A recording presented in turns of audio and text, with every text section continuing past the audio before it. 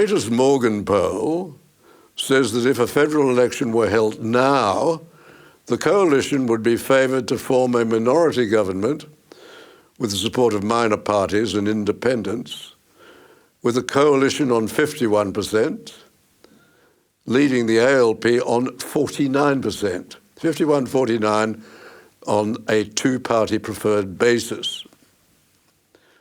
The coalition increased its primary vote lead over the ALP this week, with the coalition up 2% to 39.5% and well ahead of the ALP on 31.5%. Now, last week's Resolve poll in the Sydney Morning Herald and The Age, which I mentioned last week, said that the difference in primary votes between the coalition and Labor was greater. That is, 38 for the coalition and 28 for Labor. But Resolve said that the two-party preferred vote was equal, 50-50. Well, when it comes to the preferences, and this is the important question, the coalition is well ahead of Labor on the primary vote. The question is how the preferences are going to go. And the pollsters there do have a problem. They can't ask the number of people about how they're going to allocate their preferences, because then the number that they get is too small. There'll be a very wide range of applications there, and it'll be too small to make a reasonable prediction.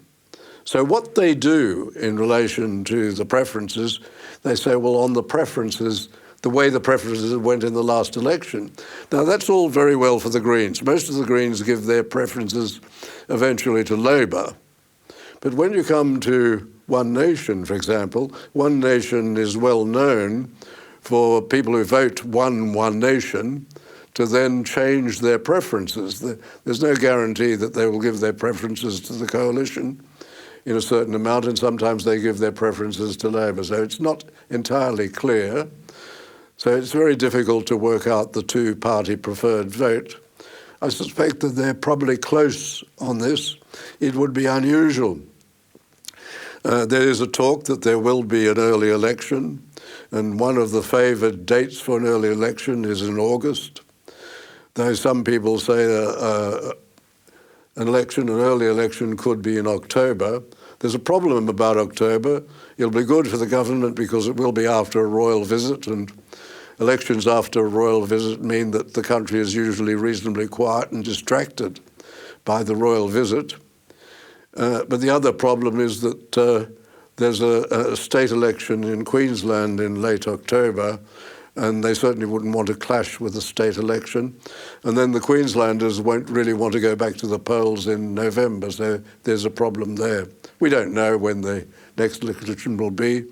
It can be soon, or it can be right through till next year.